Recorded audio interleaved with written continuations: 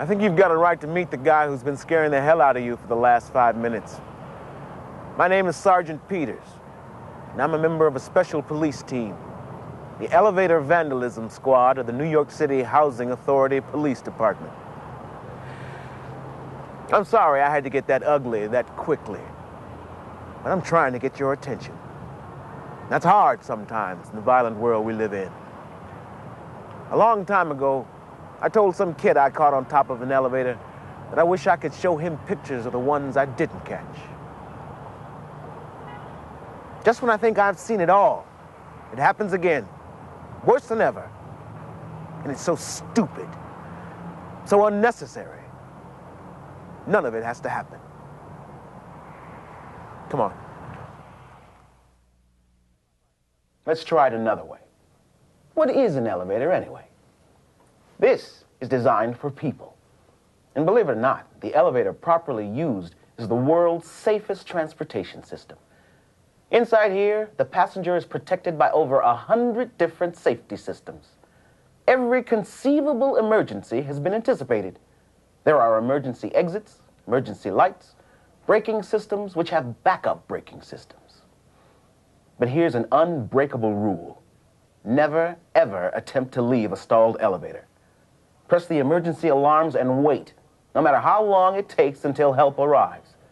Let me give it to you again. Don't try to climb out of a stuck elevator under any circumstances. I'll show you why.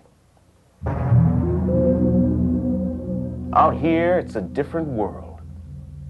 If you don't know what you're doing, or even if you think you know what you're doing, well, it's a chamber of horrors.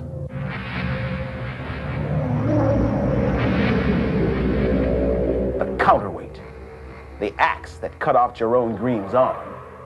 The kids don't think about the counterweight. Over a ton of steel falling 1,000 feet a minute while you're going up at the same speed. And here, 350 feet above the pit, are the wheels, cables, and pulleys that lift and lower the elevator cab. If you're standing on the roof of the elevator when it gets up here, you'll very likely be crushed to death, or at least knocked off the elevator and fall down to the pit. If you're lucky enough to be alive after falling into the pit, you might survive the crushing descent of the elevator, unless, of course, you happen to hit the buffer springs. Take a close look at these gargoyles. These rigid steel wafers tell the passing elevator what floor it's on. They can and have acted like little guillotines, slicing off arms and legs of children who ride the elevators on the outside. There are 1,000 ways to die out here. The elevator has two worlds. Inside, where it's safe and pleasant, or outside, a world of violence and lethal machinery poised to kill.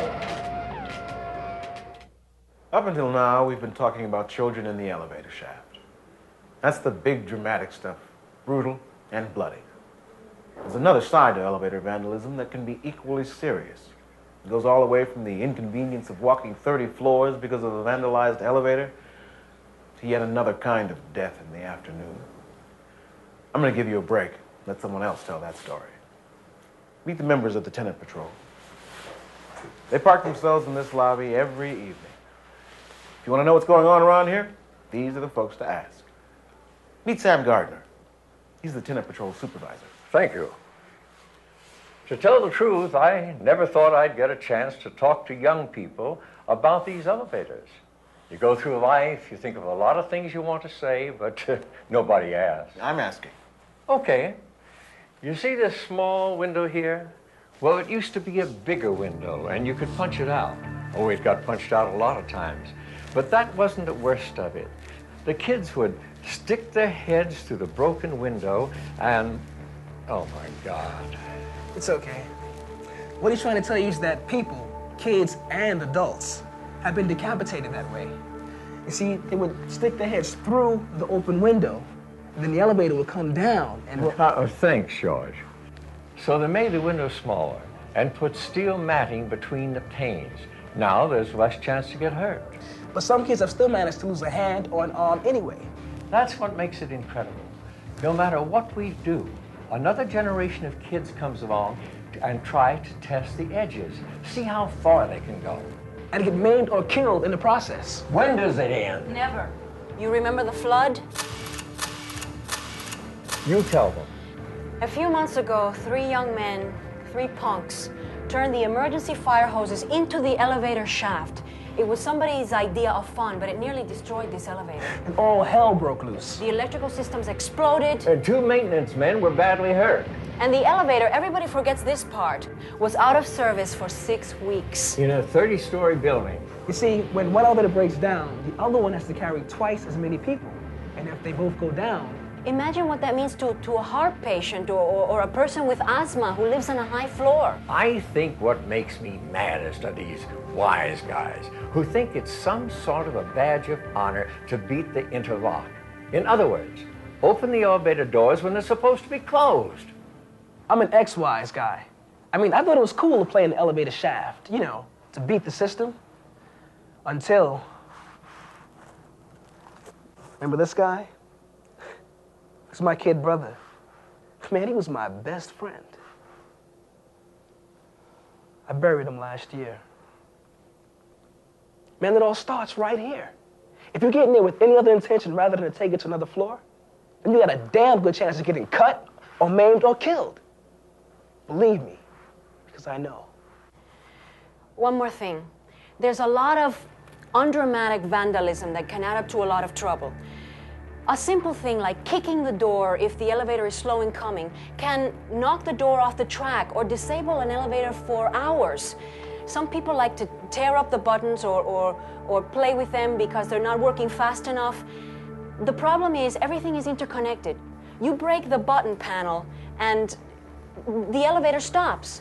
You force an emergency door, the system stops. Or worse, you interfere with the normal operation of the elevator, and the elevator keeps plunging ahead and doesn't stop. You cut across the safety system, and somebody gets killed. Gone. Dead. Forever. Without George and Maria, without Mr. Gardner, I've got nothing. No way of stopping the bloodletting and the violence. And you, how am I going to convince you, once and for all? Let's think about what we've just seen. We started at the top, watched a near execution and a failed operation, watched a mother cry out and another grieve. We were shocked more than once. We saw where we were supposed to be and where we weren't. We looked over a chamber of horrors and met some nice people, some very nice people, who told us about windows that can kill and what happens to wise guys. We saw that there isn't any unimportant vandalism, that everything affects everything else.